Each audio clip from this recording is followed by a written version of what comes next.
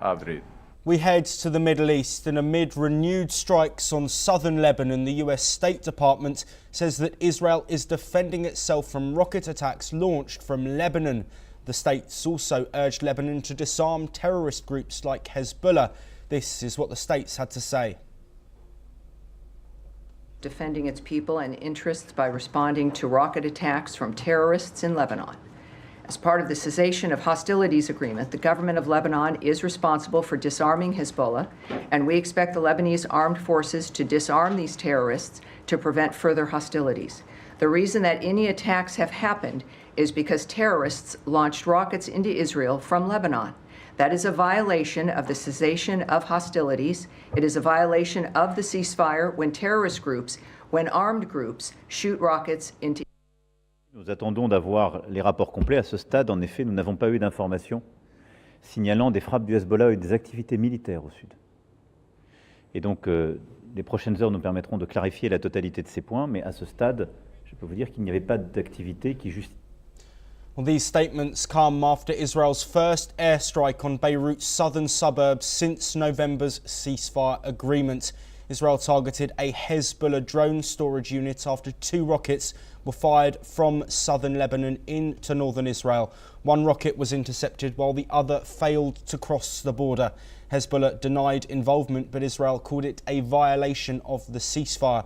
Lebanon's President Joseph Aoun condemned the strike. He called for international action to ensure Israel respects the deal.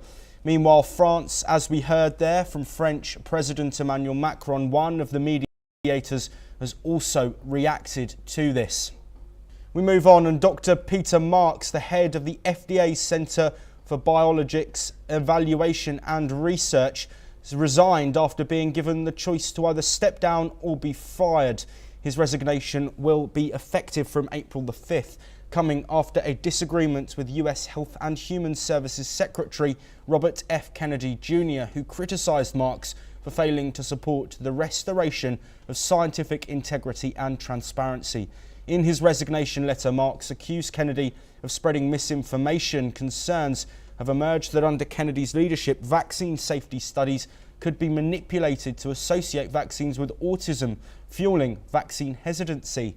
Public health experts, including Dr. Ashish Jha, warned that Marks's exit weakens the FDA's role in ensuring public health protection. We have some more breaking news coming out of Thailand following this devastating earthquake that hit Southeast Asia. Airports of Thailand PLC confirmed that all 6 international airports are structurally safe after the Myanmar earthquake caused tremors across Thailand. Inspections at Suvarnabhumi Don, Mang, Chiang Mai, Chiang Rai, Phuket and Hat Yai airports found no damage. AOT shared the update on its official Facebook page.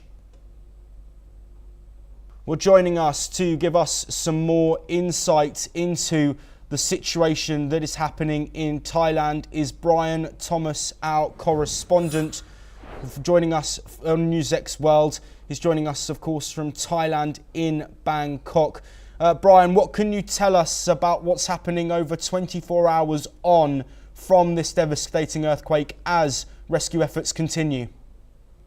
Well, definitely. Now, the rescue efforts have really started. It started from yesterday afternoon at 2 p.m. And right now also all the rescue efforts are being made to ensure that the people who are stuck inside, they can be rescued out as soon as possible. There have been many efforts that have been taken by the authorities. Behind me also, I'll show you the visuals also. You can see these exclusive visuals where you can see these debris, all these firefighting officials, all the trucks, heavy load vehicles are inside to take out people as soon as possible. Yes. Absolutely, Brian. And obviously those efforts continuing, specifically focusing on this building that has collapsed, the partially built high-rise. What updates do you have for us on those rescue operations as families of loved ones still missing yearn for the return of their loved ones? Well, definitely, the families are still mourning the loss of the people who unfortunately lost their lives when this 33-story building fell. It happened yesterday. It was a 2-minute, earthquake. that jolted Bangkok. Many such skyscrapers, the many high-rise buildings also fell. And now, yes, definitely there are still many people who are stuck inside, and the effort is also underway to rescue these people out. Yes. Yes, Brian, of course we know that there is no water in this building because it was under construction. Having spoken to rescue officials on the ground, is there a timeline that they're working to in order to save these people before the efforts will unfortunately not be enough? Yes, well, we seem to have lost Brian there, but the situation is continuing. The situation in Thailand is nowhere near as bad as the one that we are seeing in Myanmar. The humanitarian situation is dire and efforts continue as aid comes in. We move on now back to back to North America, and Columbia's University interim president Katrina Armstrong has stepped down from her position, with Claire Shipman, co-chair of the Board of Trustees, named as acting president effective immediately. Armstrong will return to her role as the leader of Columbia University's Irving Medical Center.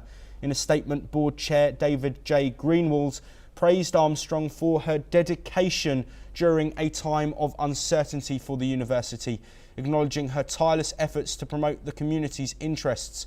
Katrina has always given her heart and soul to Columbia. We appreciate her service and look forward to her continued contributions. That was from Greenwald. This shift comes shortly after a major conflict with the Trump administration, which cuts around $400 million in federal grants to Columbia, accusing the university of failing to protect Jewish students during protests over Israel's war with Gaza. With that, it is all